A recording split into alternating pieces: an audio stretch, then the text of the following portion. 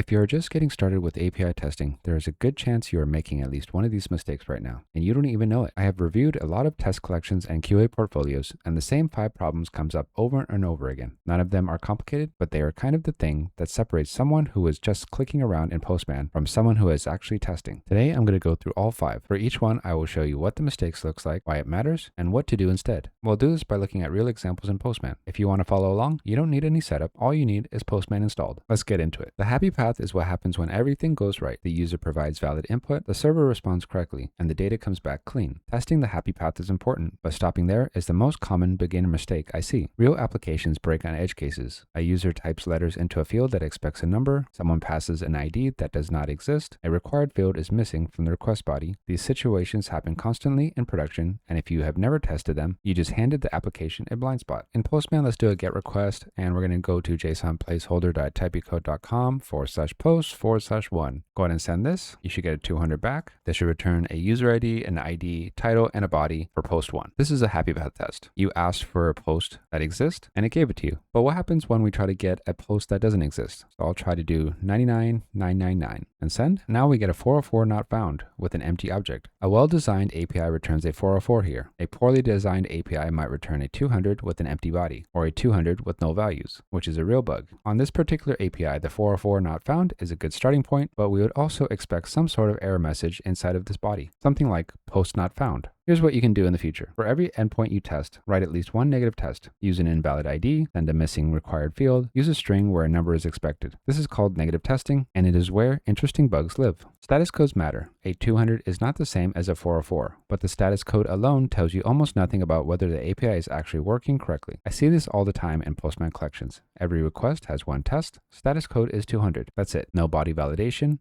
no field checks, no data type verification. Here's the problem. An API can return a 200 and still be completely broken. Looking at our request again, that was our post/1, you can see this gets a 200. So if you did that test, it would pass. But what if their body came back like this? This is a 200. Postman would mark your test as passing, but the data is completely broken. If your front end rendered that, users would see blank content and have no idea why. Let's take a look at a real test inside of Postman. So in the script section on post response, we have a few tests here. The first one checks for status code, so it has to be a 200 status code. The second one checks that the body is not empty. The third one checks that a specified field exists and has the right type. So pm.expect body.title to be a string and not be empty. So that one means the value inside of the title needs to be a string and it can't be empty. So there has to be a value here. The fourth test here is to check a required field is present. pm.expect body.userid to be a number. So this one is checking for user ID and it's expecting that it's a number. We've increased our test from 1 to 4, but now we're actually testing the API more deeply. Here's what you can do in the future. Every response test should check the status code, confirm the body exists, and validate all key fields, their presence, their data type, and their value when possible. The next one can get you into serious trouble. Hard coding means pasting an actual API key, base URL, or test account credentials directly into a request instead of using variables. I understand why people do it. It is faster when you're just getting started, but it creates 3 problems. First, maintainability. If the base URL changes, say the team moves from a dev environment to staging, you have to update every single request manually. Second, security. If you export your Postman collection and share it or push it to GitHub, your credentials go with it. API keys in GitHub repository are found by automated scanners within minutes. This is a real incident risk. And third, reusability. Collections that work only in one environment with one specific token are not useful to anyone else on your team. Here's how you can fix it. In Postman, you can go over to the Environments tab and create a new environment. Give the environment a name, like prod.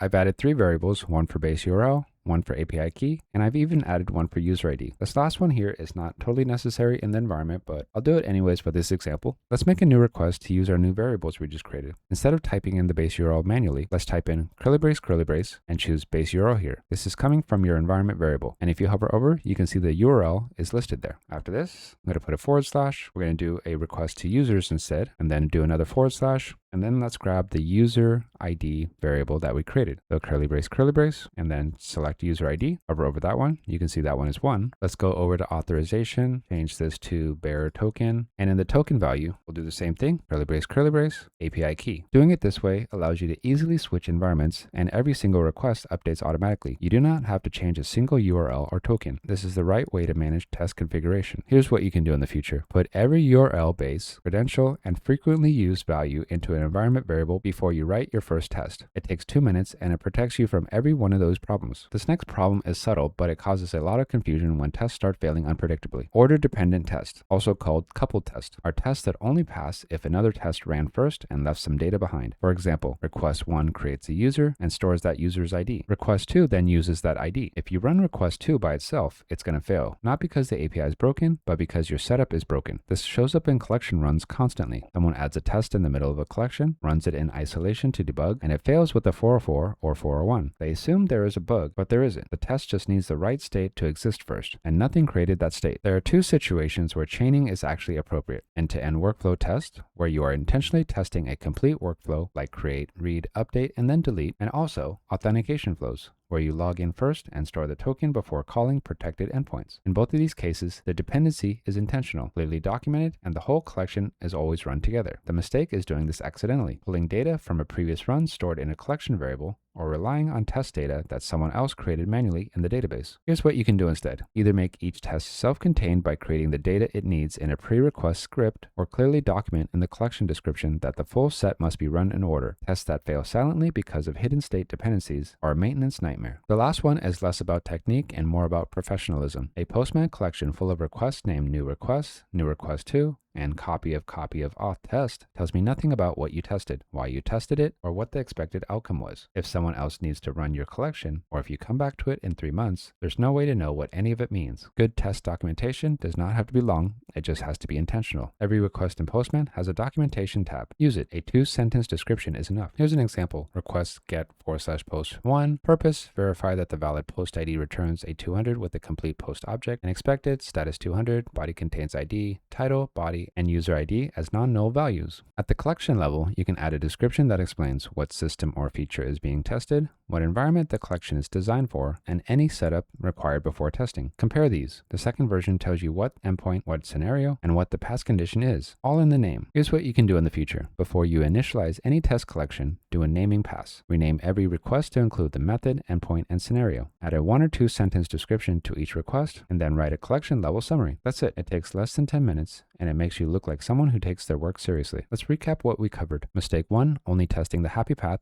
Every endpoint needs at least one negative test. Mistake 2, treating the status code as only assertion. A 200 does not mean the API is working. Mistake 3, hard coding credentials and URLs. Use environment variables in Postman for every base URL, token, and reusable value. Mistake 4, tests that depend on each other. Either make your tests self-contained or clearly document the order requirement. And mistake 5, no documentation. Rename the request, describe your scenario, and write a collection summary. If you ever wanted to know how to properly test APIs from the basics all the way through automation and AI, I just launched a full masterclass on Udemy. Here's a quick look at what's inside.